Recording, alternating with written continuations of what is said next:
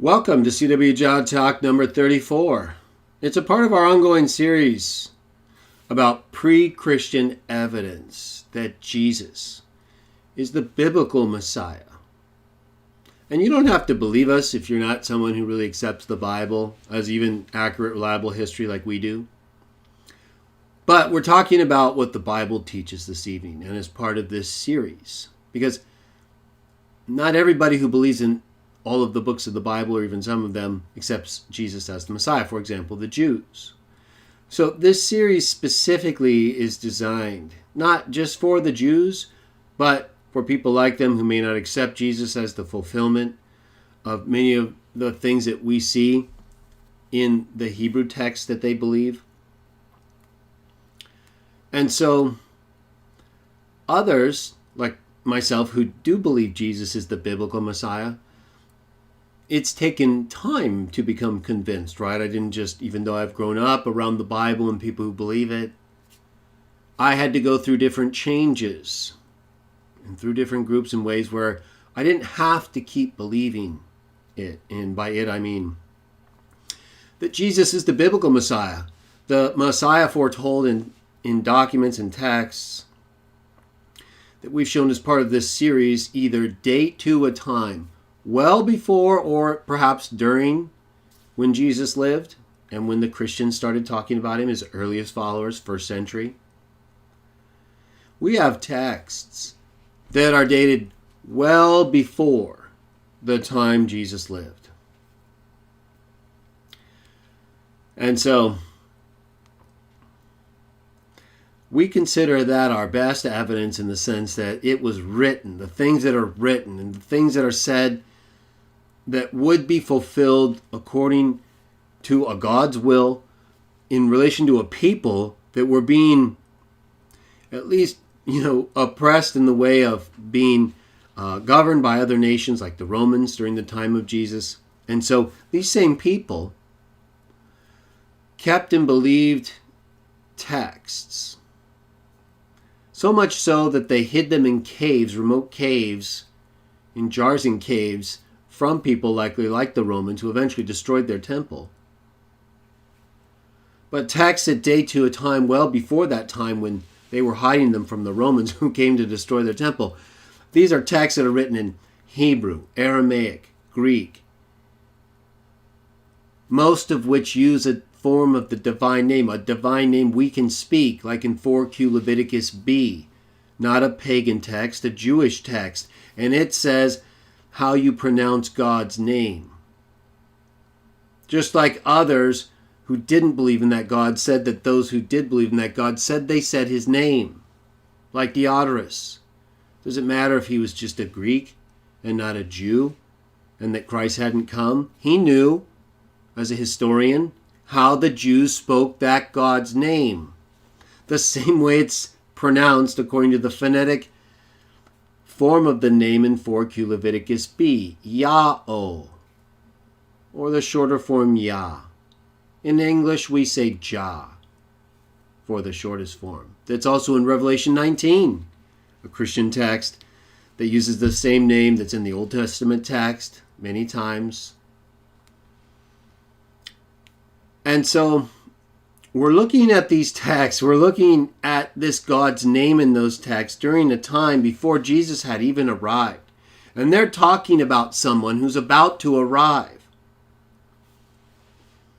And they refer to this one very consistently. If you look at this series and other videos in this series, we talk about texts like the earliest book of the Bible, Genesis 3:15.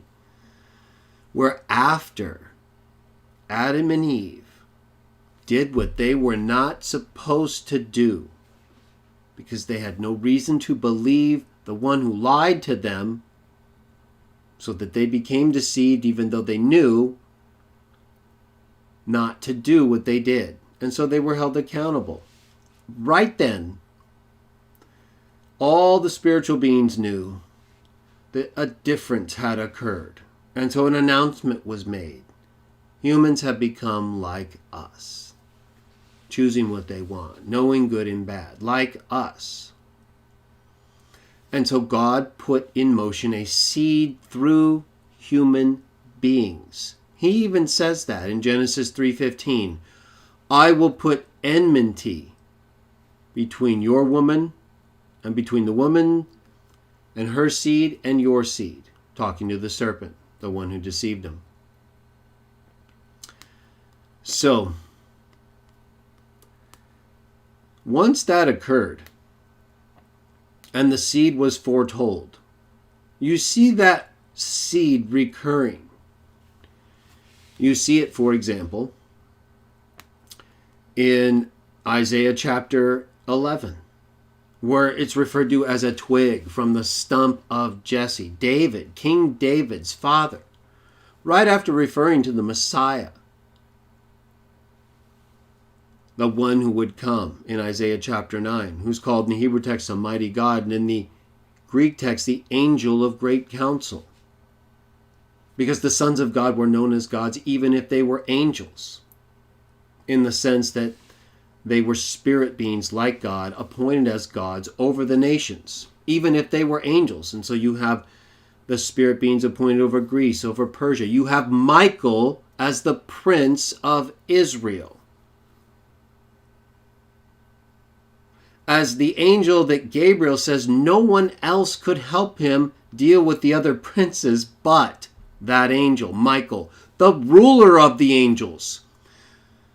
We have Trinitarians at times who will tell us Jesus is not an angel and then insist that the angel of Yahuwah in the Hebrew text is Jesus as an uncreated angel who is God. They make all the exceptions they want. We know that the text tells us that the God of the Bible has sons who are gods. Some are appointed as gods. Satan was appointed as a god. He doesn't serve as an angel. Angel's a functional term. We'll get to it even more in a moment, but I'm laying the groundwork for what is an angel. What is a god? You have God, the Father, the one God, and you have sons of God. That according to Psalm 82 and Jesus in John 10, when he was responding to the Jews, the sons of God are gods, plural. That's Jesus teaching what his Father said, we accept. Those gods were appointed over the nations or they weren't. Satan was appointed. He has his angels. And he's not acting as an angel for anyone that we have reason to believe. He's still a spirit. He's still a son of God. He may have been an angel in the functional sense that we think of angels and that we'll get to further in a moment.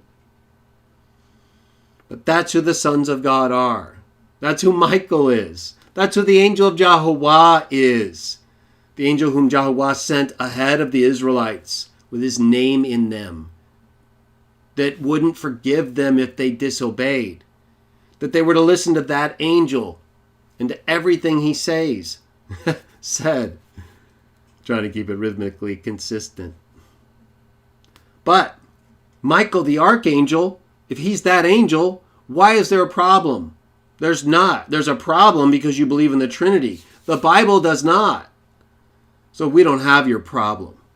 You can take your problem somewhere else if you want to, or you can put down biblical text and evidence that don't just say what you want to. Okay?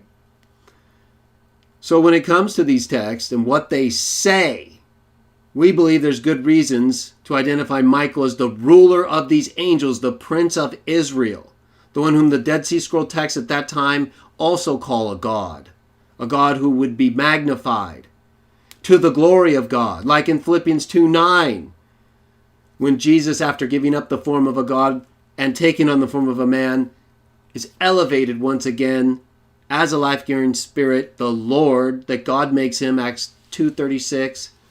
Bible tells you this. To the glory of God the Father, the one God. It's all really clear.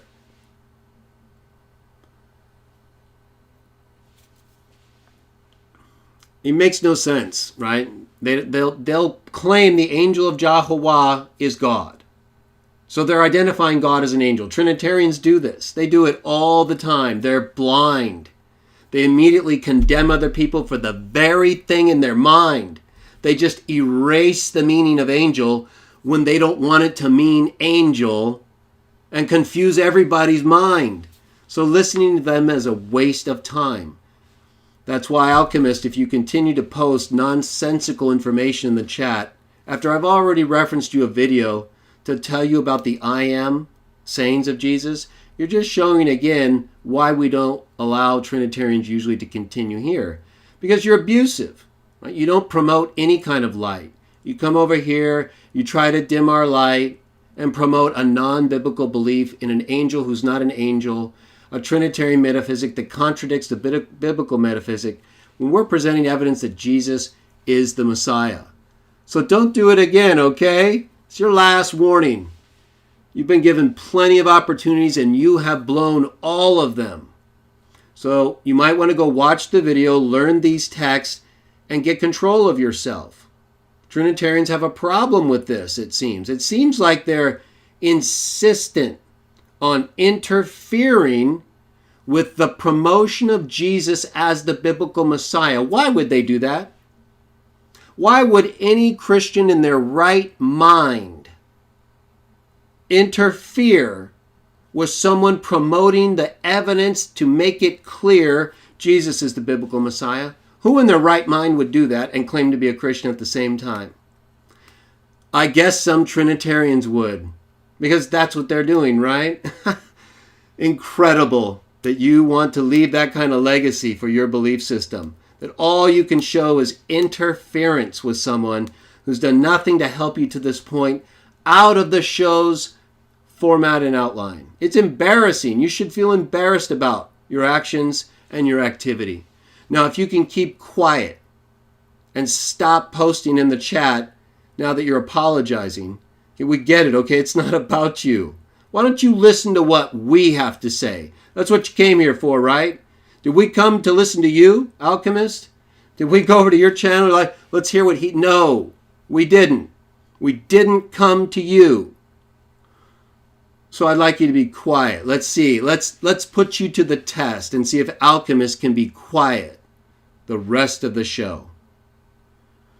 All right, so with the pre-Christian evidence that we have, talking about Jesus, right? It's the biblical Messiah.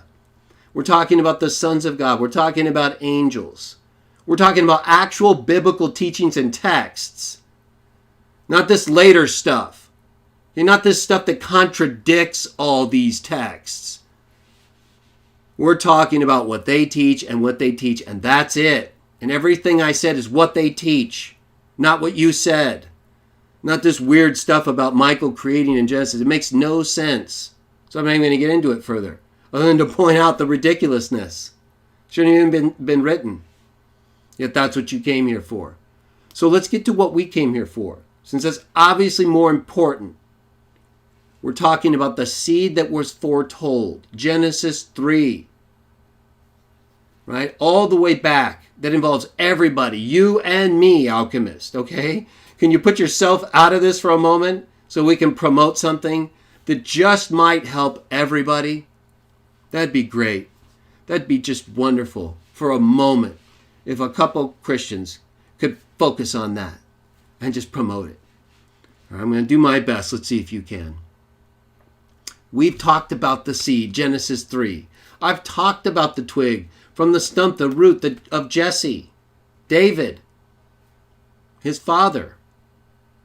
The line through which it was foretold the Messiah would come.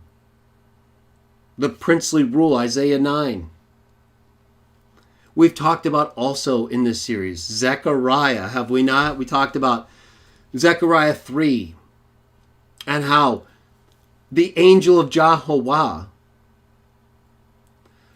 came to Joshua, the high priest, and he made a crown for his head, did he not? To prefigure the king priest, sprout. Even Satan was right there because he wanted to figure out, right?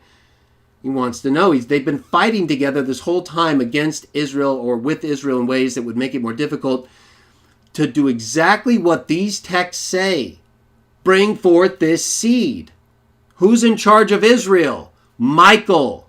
Is that not a clear biblical teaching? Nobody else is called that. That's a big deal. That's a huge deal. That Daniel specifies, that Gabriel singles out Michael in that way, the ruler of the angels. What do you think we're talking about? Come away with this idea that somehow that's a bad thing, or even if he's created. There's nothing in the Bible that says anything about that. We talked already about Hebrews 1. We've talked about Hebrews 2. We've talked about almost every text that we can talk about. We've done a whole series on Michael and Jesus as the biblical archangel. Doesn't mean you have to agree with us, but to act like we don't have evidence, to act like we just are avoiding these texts and we're just teaching all this heresy, right? It's just none of this makes sense. Is that what you're saying? Come on. All right, so we're with this pre-Christian evidence. We've got this seed. We've got this twig from Jesse, right? Sprout. The one even Satan was trying to figure out. Now we're in Malachi. We have a text from Malachi or for Malachi, which means my messenger. Doesn't necessarily mean a specific person's name, but let's just stick with Malachi, my messenger, for now. We've got the Dead Sea Scroll text of 4Q 76. I have it here. The Minor Prophets 4Q 76a. It's in Hebrew. And it's dated reliably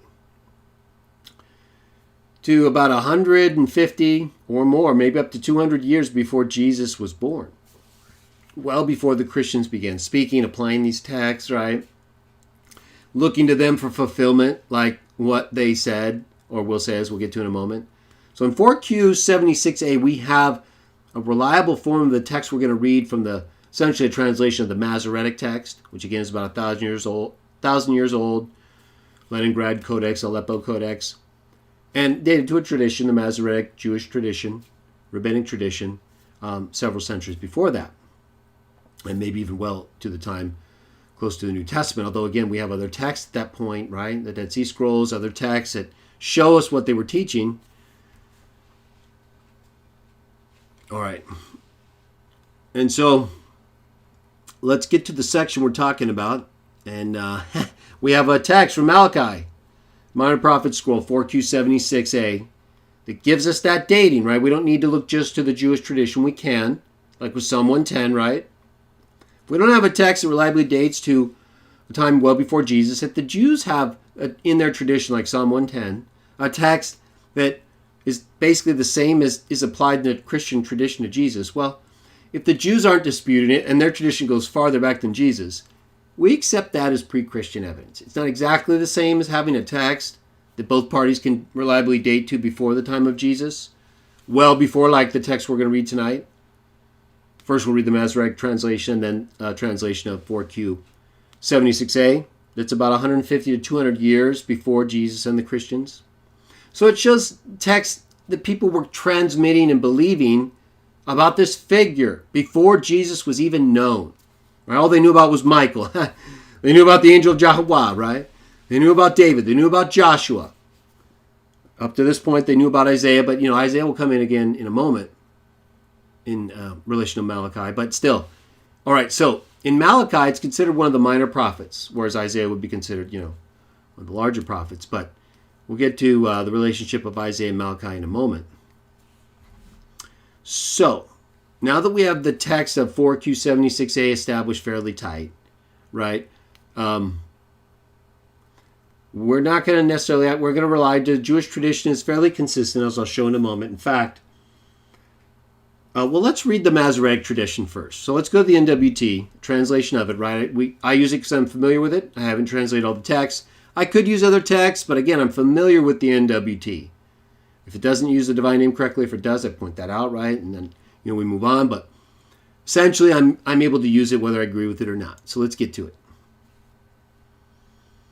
All right. Now, the text in the Dead Sea Scroll and in the Septuagint text, there's some differences, but let's first look at the Masoretic text. Let's see what it says. It's essentially, what we're talking about, more or less. Even when we come to the Dead Sea Scrolls and the Septuagint, but more or less. Let's, where do we want to start? Let's start with verse 15.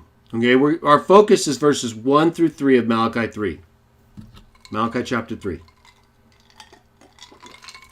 Here's what it says according to the Masoretic tradition, which is basically more so than not the same as our earlier traditions in the Dead Sea Scroll text, 4Q76a, and the Greek Septuagint texts. like the Alexandrinus, Vaticanus, Q. Now, there's a difference in the main text of Q and the margin of Q if you look at the Swede edition. But, I'm going to try not to get into too many technical details that if you don't really know what I'm talking about, it won't contribute very much. I'm just going to note some alternate readings, and we'll talk about them. And I may specify again more differences. But starting in verse 15, all right, this is a translation, NWT, of the Masoretic text, basically. All right. So not directly from the Dead Sea Scrolls, but the text that's fairly close.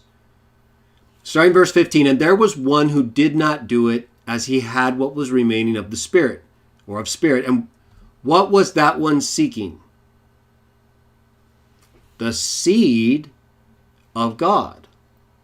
Some say a godly seed, but it specifies seed or divine seed that I believe once again directly relates to Genesis 3:15, and that seed, the promised seed, the seed that they're seeking. And he says, you people must guard yourselves respecting your spirit, and with the wife of your youth may no one deal treacherously. Now notice here, he says that, and he goes on to say even more things we'll get to. Why is he saying this in relation to the seed?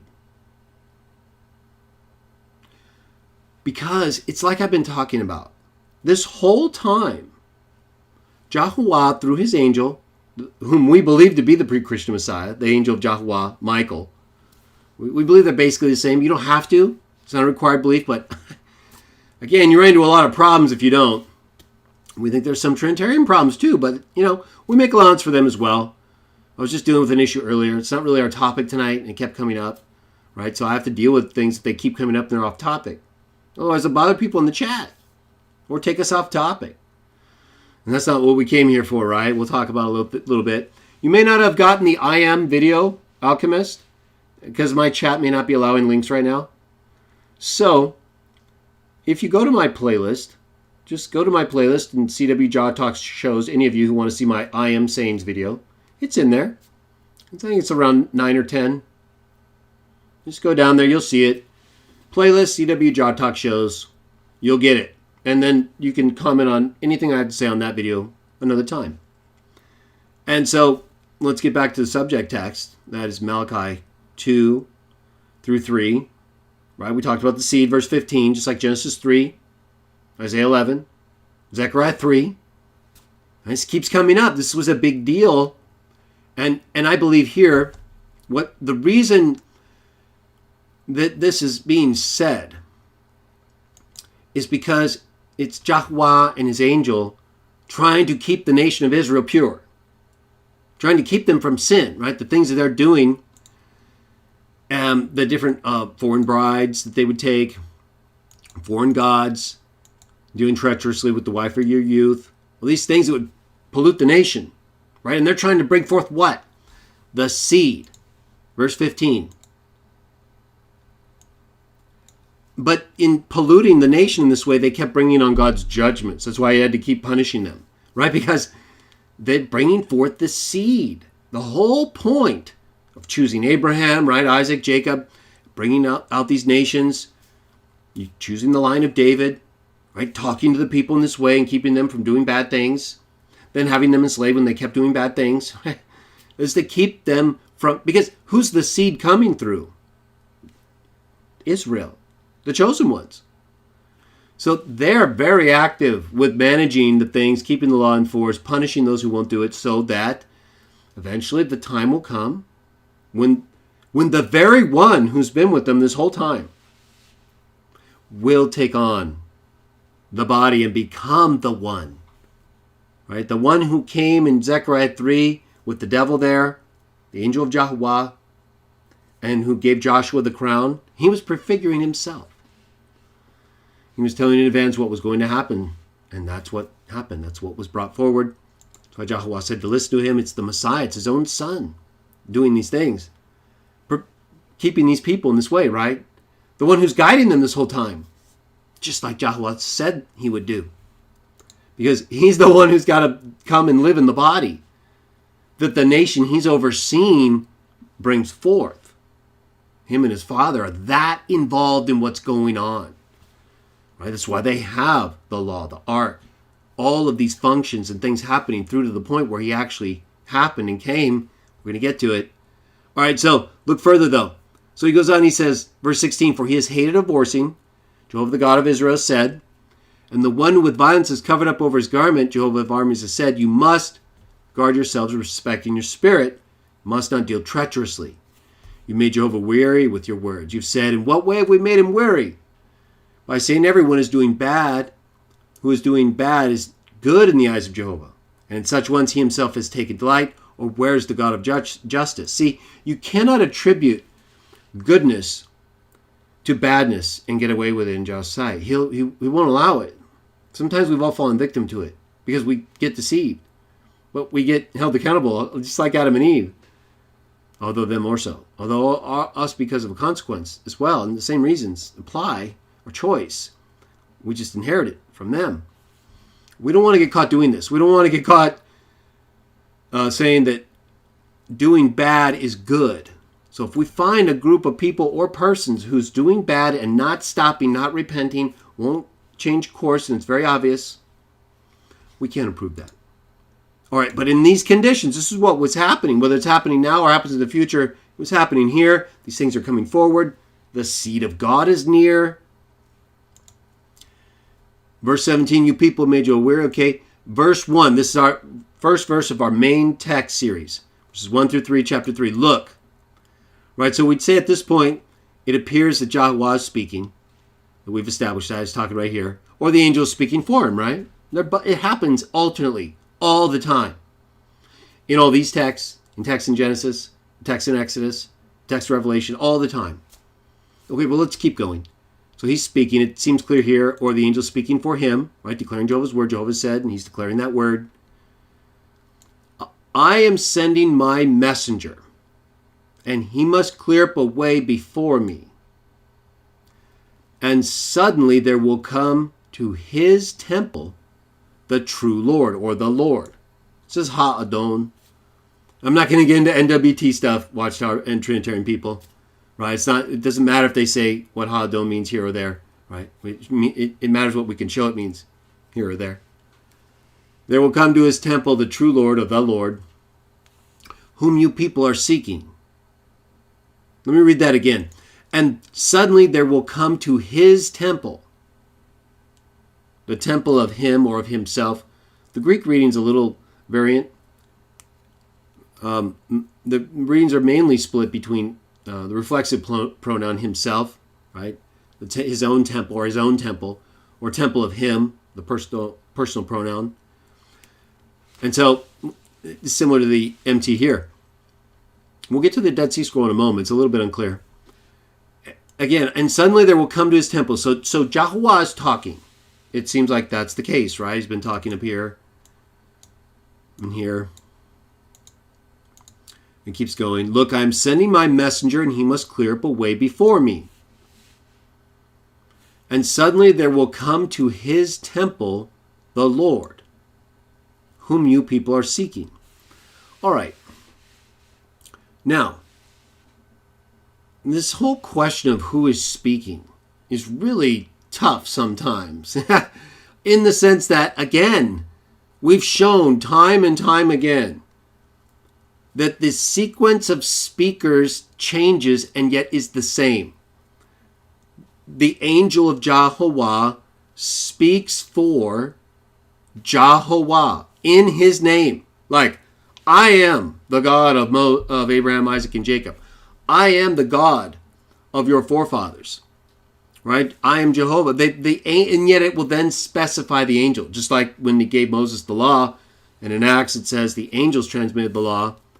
So, and yet in the text it says it's God talking to him. This happens over and over and over again. I encourage you to see my videos about angels. Michael and Jesus, the biblical archangel.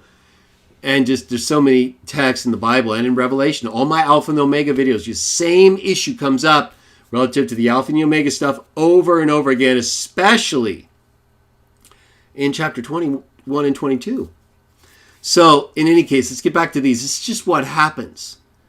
Now, why am I stopping and breaking on this? Well, okay.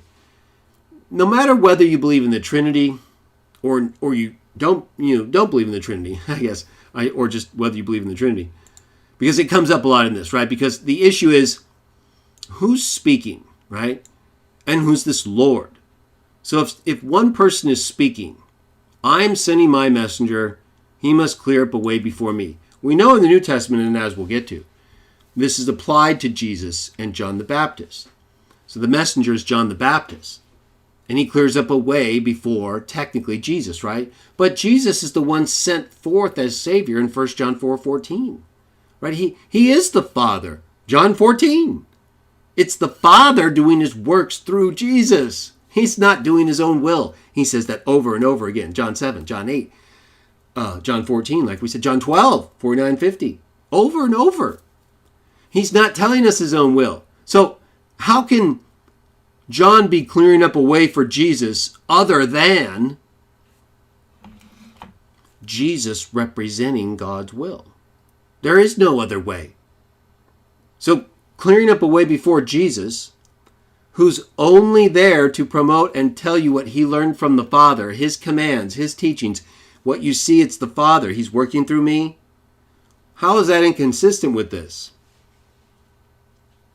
So if Jehovah is talking, if it's the Father, is what I'm getting at, right? If it's the Father,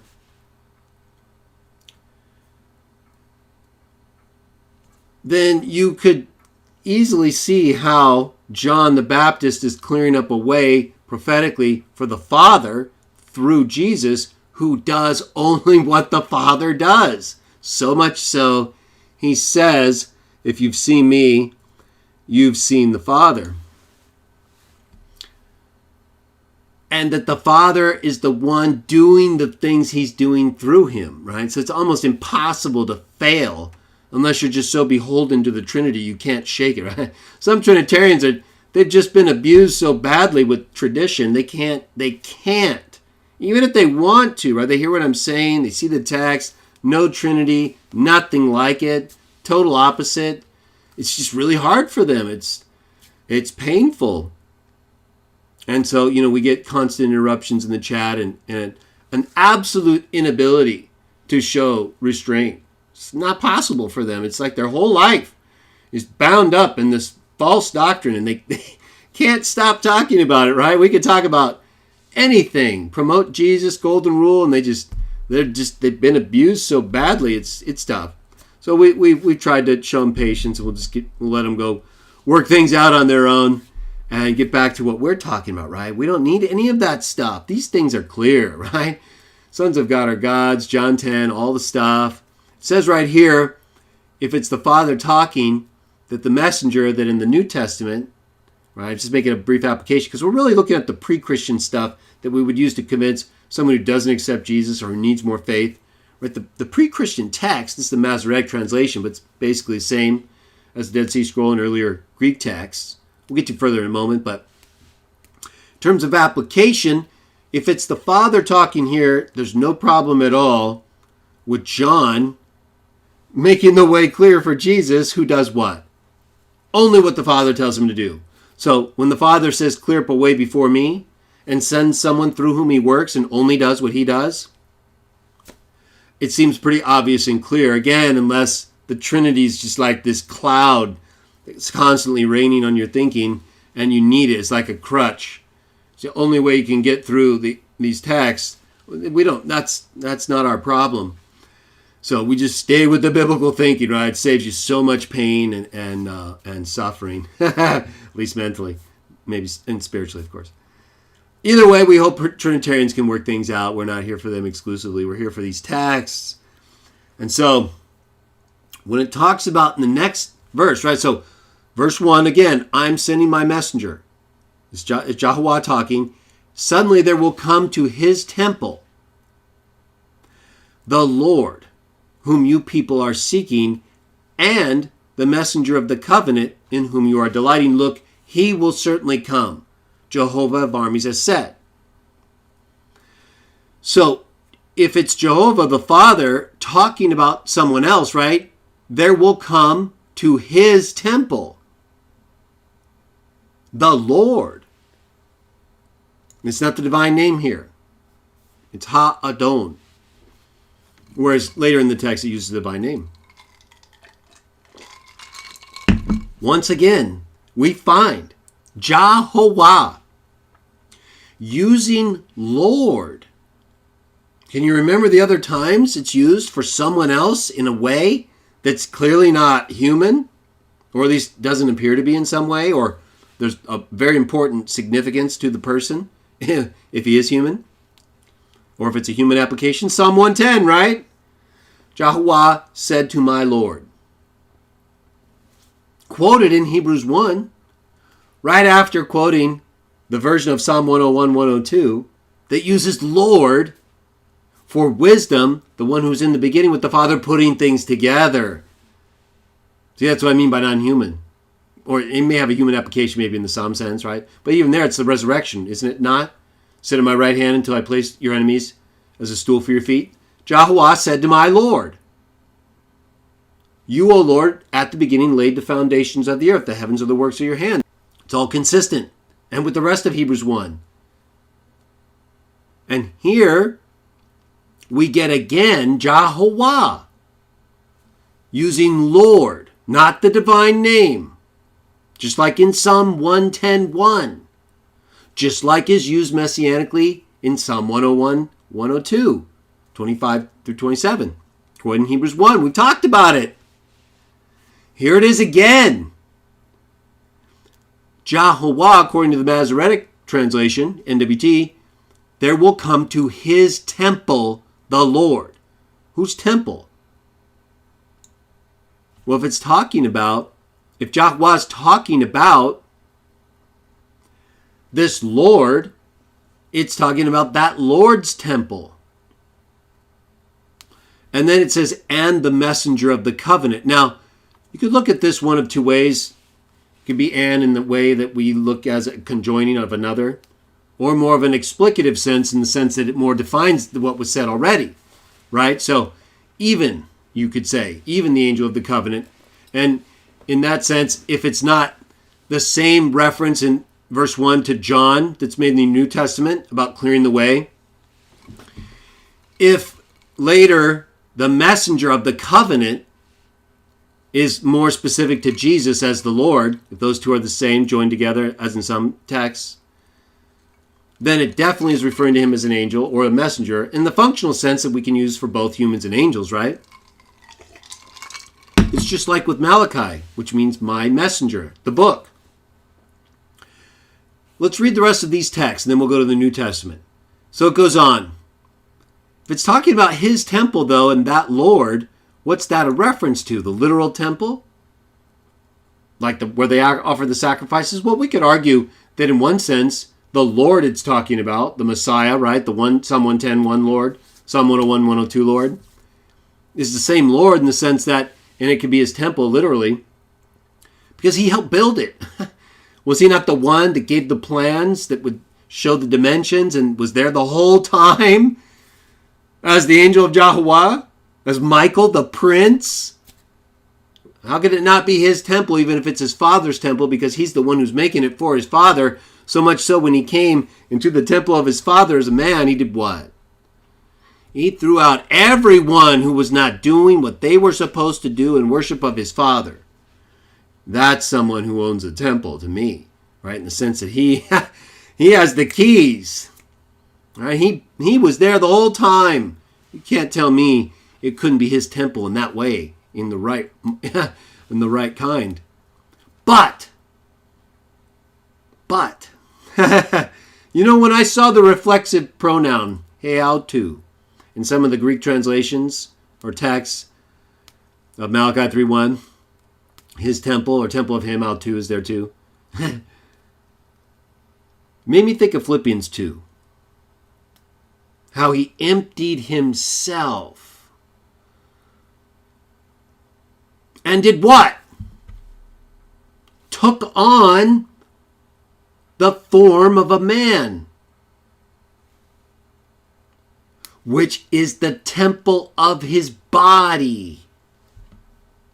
The Lord came to his temple. I think this could very well be, it's talking about the coming of the Lord, is it not? And John? It is. So is it talking about him coming directly to the temple that he said would be thrown down and that he threw people out of because of the way he was with it and built it and was his temple? In the sense that all things that are Father are his and his that are the Father's, as he says? Or is this him taking on the temple of his body? The seed, right, that we read about in verse 15. That they're seeking. Look, what was that one seeking? The seed of God. Suddenly there will come his temple, the Lord, whom you people are seeking. The seed of God. Taking the temple of his body. Which he did raise up, right? And appear, not in the sense that he was raised as a spirit. He took it on after. We've talked about it. I did a whole show on it. Jesus' resurrection body. You can read all the texts. This makes sense. Either way, as the one who really owns the temple in the sense that he was given it by his Father, oversaw it, Prince of Israel, all of it. Or his body is the temple that in which the Lord would arrive. The seed. He will come. Who will be putting up with the day of his coming? Who will be the one standing when he appears? He'll be like the fire of a refiner and like the lye of a laundryman. He'll sit as a refiner and cleanser of silver and must cleanse the sons of Levi, clarify them like gold, silver. They'll become to Jehovah people presenting a gift offering in righteousness. Right, a gift offering of Judah, Jerusalem will actually be gratifying. It goes on, as in the days of long ago. I'll be a speedy witness against sorcerers, adulterers, those who are swearing falsely, those acting fraudulently. The widow, he will work for the widow, the fatherless boy, those turning away the alien resident, he'll be against them. And then he goes on to describe different things. Now down in the end, near verse 5 of chapter 4, he says, "For I am sending to you people Elijah the prophet, before the coming and great fear-inspiring day of Jehovah." And this is applied in the New Testament. Jesus himself, let's go to it. We're going to go to, well, let me just, do I want to read that? We'll get to the Dead Sea Scroll version of that in a moment. Let's go to, well, we'll start with Mark. Mark chapter 1. Yeah. No, we'll go to Matthew. We're right here. Matthew chapter 11. Matthew 11, and we'll read verses 7 through 15. Okay, so we know Malachi 3, 1 through 3. Basically, we'll go back to it in a moment. All right, talks about, look, I will send my messenger, and he will prepare the way before me. We talked about how in the New Testament that could apply to John, in the sense we're going to read, preparing the way for Jesus, the other John writes about in 1 John 4:14, Jesus being sent as the Savior, Jesus himself talking about him being the one through whom the Father's working. It's not even him. You've seen me, you've seen the Father. It's him. I'm doing his stuff. It's not mine, it's his. I learned it from him. So that fits perfectly with the Father speaking in that way of John, if he's the one fulfilled in the one preparing the way for Jesus, as the one who's bringing the Father to us. That's how God is with us. Jesus says it himself over and over again. It's not me. It's Jesus telling us how God is with us and what he's telling us, what he's teaching us, who he is. John 10, Psalm 82. We know who he is. He tells us. He makes it clear. We don't have to guess. These texts are clear. If you look in Matthew 17, well, we'll get to that part in a moment. We'll start with verse 7. It says, "Then Jesus came near and touching them, said, 'Get up, have no fear.'" He's talking about the disciples right here. "When they raised their eyes, they saw no one but Jesus himself. And as they were descending from the mountain, Jesus commanded them, saying, 'Tell the vision to no one till the Son of Man is raised up from the dead.' However, the disciples put the question to him, 'Why then do the scribes say that Elijah must come first?'" Remember in Malachi 4, we just read how Jehovah said he was sending to them the prophet Elijah, who's been long dead. And then here in Matthew, the disciples question Jesus. And he says in verse 11, in reply, he said, "Elijah indeed is coming and will restore all things. However," verse 12, "I say to you that Elijah has already come. And they did not recognize him, did with him the things they wanted. In this way also the Son of Man is destined to suffer at their hands. Then the disciples perceived that he spoke to them about John the Baptist. All right, so I wanted to make clear here that that part of the text of Malachi is made explicit, as it is elsewhere. But let's go now to Mark 1, right over here, not too far. Right after Matthew, Mark 1. There are several texts that make quotation reference to Malachi 3, 1 through 3, and this reference to preparing the way before JahWah. And we've talked about how that could apply to Jesus in the sense that he effectively is JahWah. He's God to us. This is only what the Father says. He explicitly tells us that. It's not his will. It's not his words. It's not his teaching. It's the Father. The one who's acting through him. That you look, you see him. It's the Father. That much. And we've also talked about ways in which in other texts we know angels speak for JahWah. Do they not?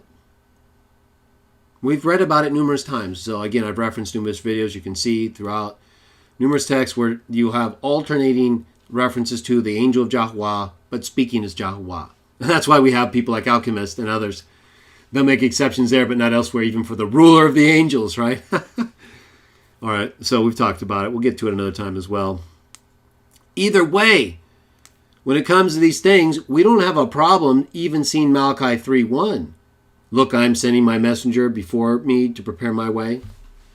As the angel of JahWah, Michael, Jesus in his preeminent form, the ruler of the angels, right? He has the voice of the archangel. There's only one archangel in the Bible. That's the Prince of Israel. There's a lot of other reasons why we identify the two, but you don't have to, okay? Seems kind of clear, though, at least in some ways. And either way, what we're talking about here is that angel can and does speak for JahWah. He has his name in him. He has the authority to pardon, not pardon. All of it. So there would be nothing out of place for us in any way. And it's consistent with everything we believe these texts teach. That angel is in fact speaking for JahWah in Malachi 3:1. And so he can speak about what's going to happen to him as that angel, the one, the Lord who will come. Just like he did in Zechariah 3 to Joshua, the high priest, that he crowned right in front of the devil in relation to sprout, the seed. We don't have a problem with that angel talking about things that are going to happen. And so when it says that the Lord and his temple, that seems more like it's JahWah, right? Referring to the Lord and his temple. I'm just pointing out, in our view, it could still be the angel talking in those ways, although with the third person reference there, it seems more like the Lord is not the one speaking, the one who will come, who will have his temple.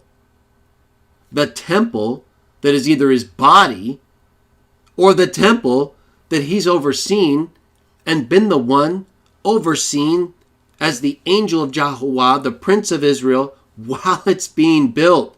He's the one making sure who's a part of the lineage of the seed that he is going to be.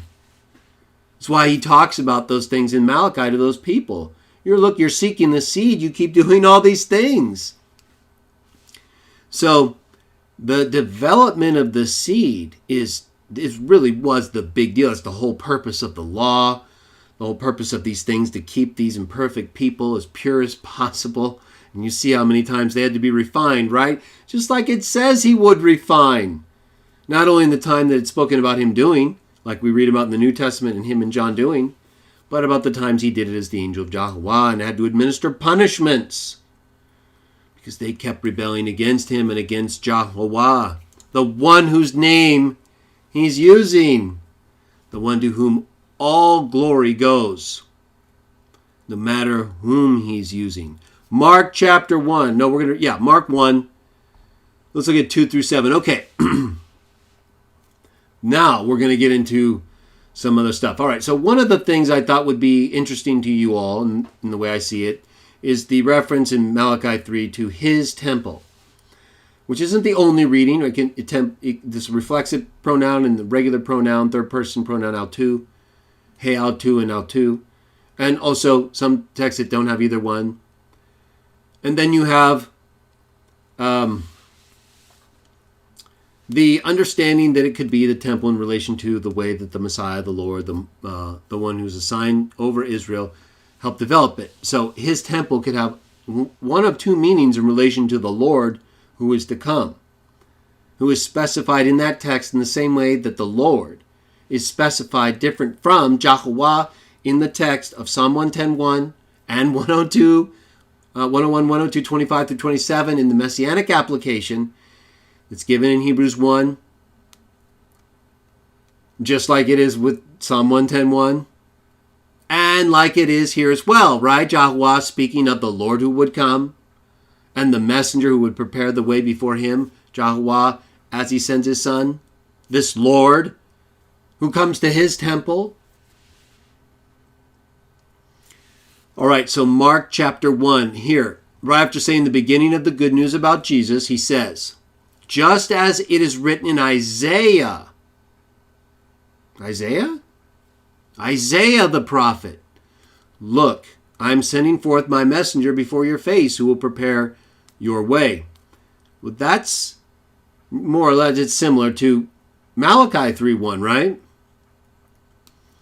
And then it says in Mark 1:3, listen, someone is crying out in the wilderness, prepare the way of Yahuwah, Jehovah. You people make his road straight. Okay, that's more like Isaiah 40. And then it says, John the Baptizer turned up in the wilderness preaching baptism. Consequently, all the territory of Judah and the inhabitants of Jerusalem made their way out to him. He was clothed with camel's hair, leather girdle, eating insect, locusts, and honey. Not your usual stuff. He would preach saying, someone stronger than me is coming. I'm not fit to stoop and untie the laces of his sandals. All right. It sounds like he's talking about the Lord who would come, right? The Psalm 110:1 Lord.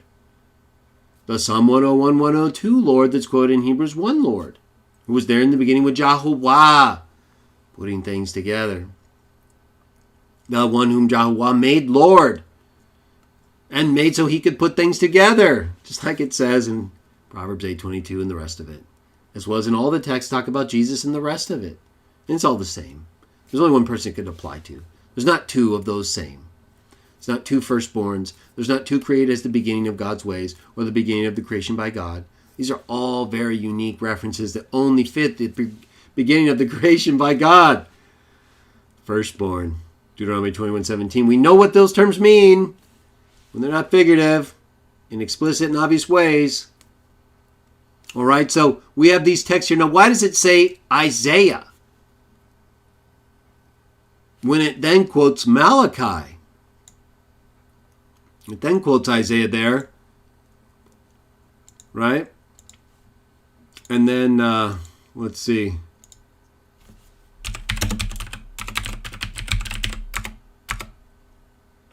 And then if we go down here, in Luke 7:27, Jesus is talking about John the Baptist. And he says, who is it you went out to see? A prophet? Yes, I tell you, far greater. This is he concerning whom it is written. He doesn't say Isaiah, but he says, it is written, look, I'm sending forth my messenger before your face, who will prepare the way ahead of you. And then he talks about John. And so, but why did Mark, if we go back to Mark, why did Mark say Isaiah? Let's go back to that real quickly.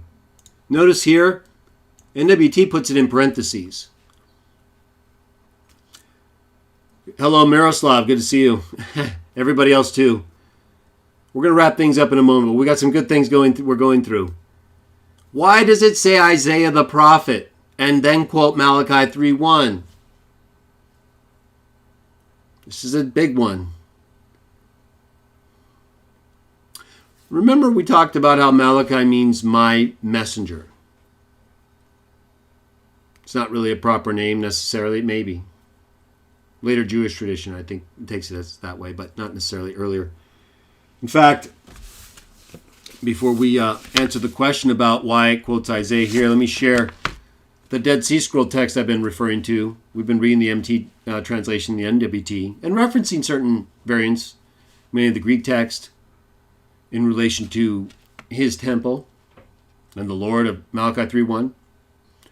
All right, let me read the Dead Sea Scroll translation.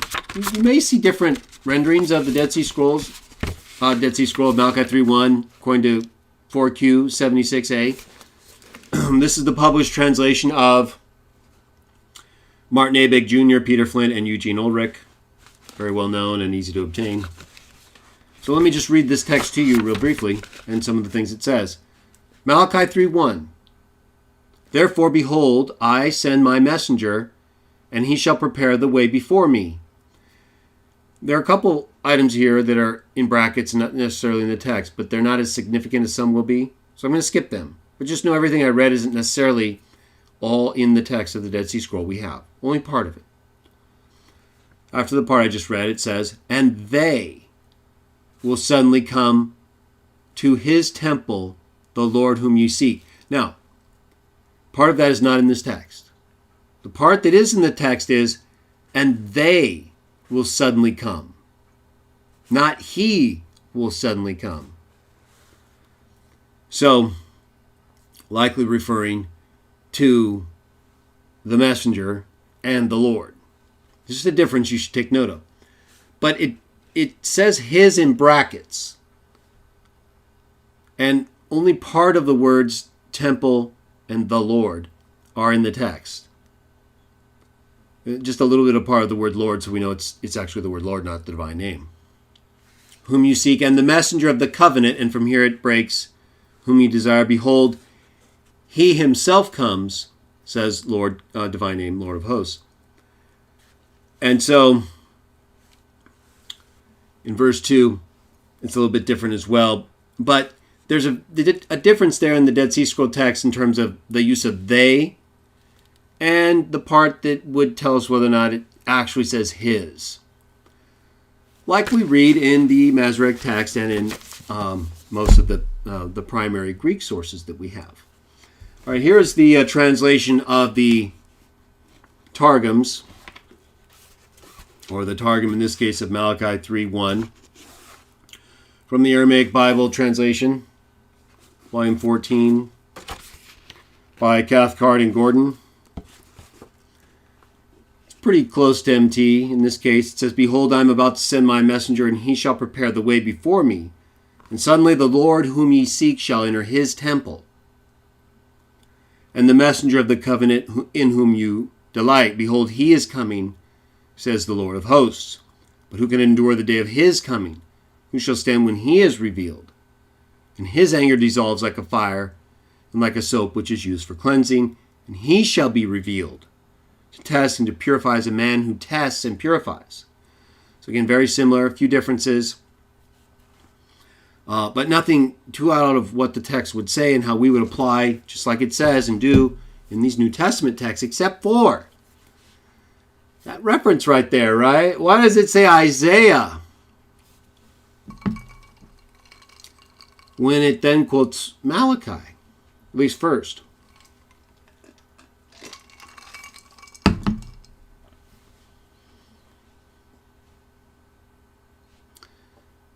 I think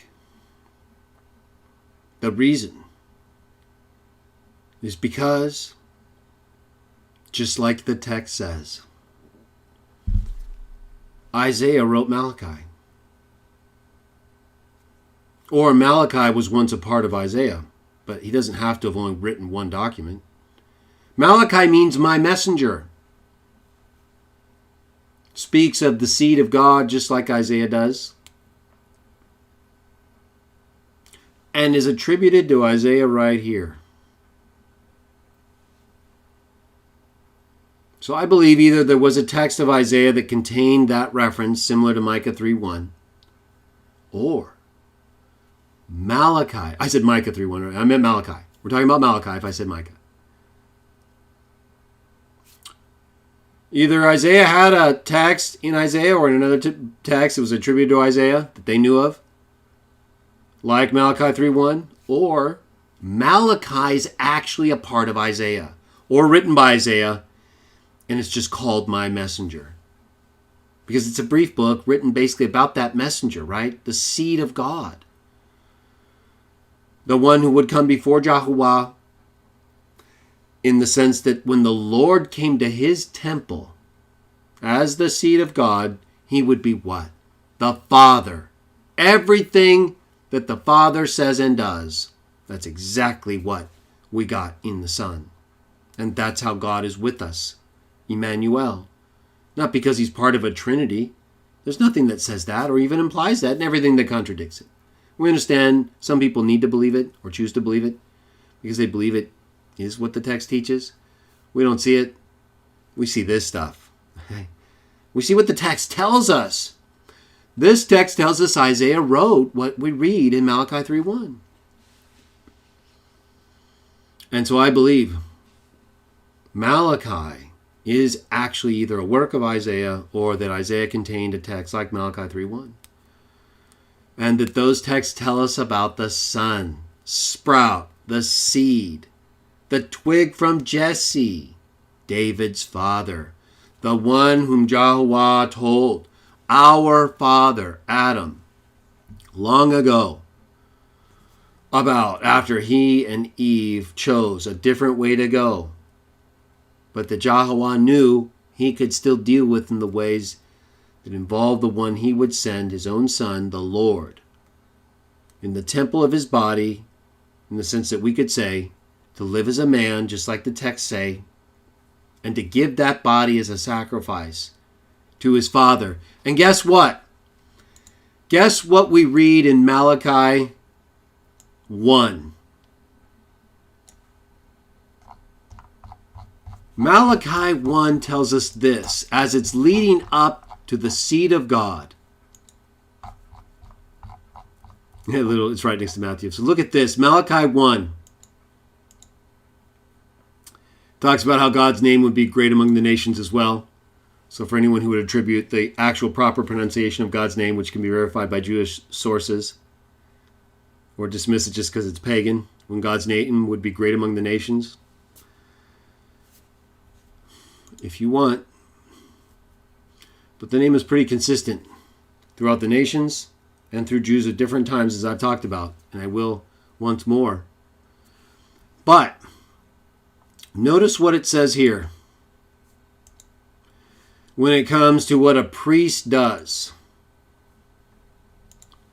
I'm sorry, Malachi 2:7. I wanted to point that out about the name being great among the nations, though. So those who would suggest you can't get the pronunciation among the nations as if they wouldn't know.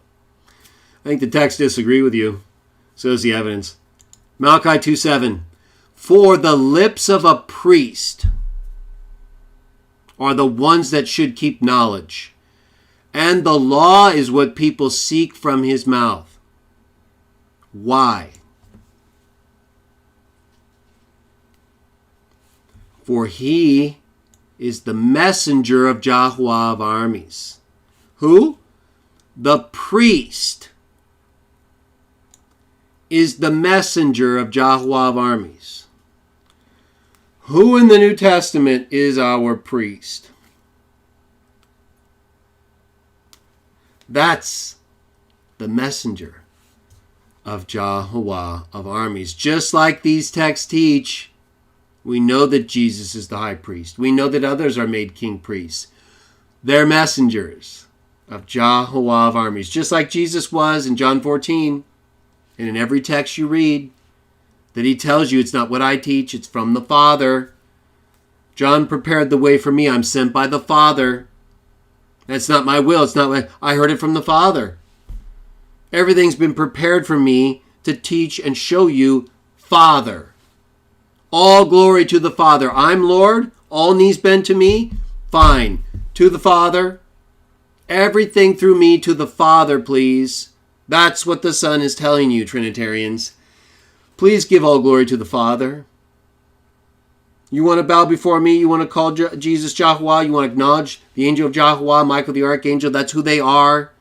The ruler of the angels is Yahuwah, like the texts do in the ways that we do. That's fine. Glory to the Father. Can you do that? Texts say you should do that. Philippians 2 says you should do that. Philippians 2 says we'll all do that.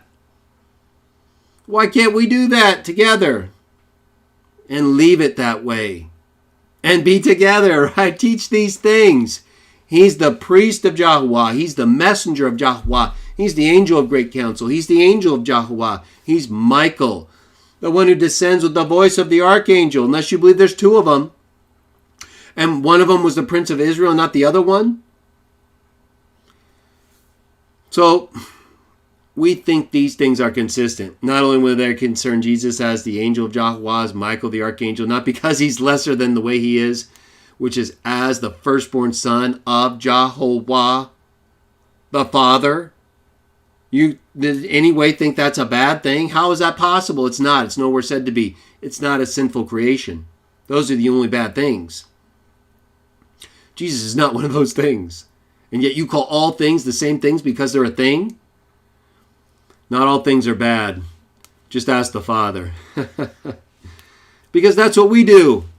We look at these texts and we see what these texts teach us. They tell us what to do. They tell us about the seed that God foretold. They tell us about this one who is from old, Micah 5, who came as the angel of Yahuwah and whose name Yahuwah gave him to have as he guided the nation of Israel to what he wanted them to have, a new place out of enslavement, where he could bring forth this seed that would help everybody in all places and give people a light to see when they think there's nothing but darkness. This one on whom, if you believe, fulfilled this ancient law that was given through Moses. And that according to some of the best historical information and text that we have of any history and text that we have, tell us in detail about things, persons, and places that are uniquely fulfilled in Jesus in ways that we've talked about that just don't fit any other persons or places. Might they someday? Maybe. If you rebuild the temple. Or if the Lord comes to a new temple that's his body in a way that we've been talking about in relation to Jesus. But wouldn't that be the same type of temple? So it's just going to happen again? A reality of a story that didn't happen is going to happen? Seems like it's already happened. So it might not happen again. In our view, that's what happened. And so we're presenting these texts as part of our evidence to show you, everybody who doesn't believe that Jesus is the biblical Messiah, why we do. We do. We understand it's not exact, right? There's some connections you got to make, and it's not like we can point to a video of history. Can you point to a video of anything else that we believe is true? Then all we're asking is that you hold us to the same standard historically and religiously that we hold you. And then that way we can at least be consistent the way we evaluate the evidence together. And if we decide that we want to worship the same God together, great. I hope we do so forever. But if we don't, then at least we'll have done the things that we believe are necessary to help you make sense of what we believe during the time we're together.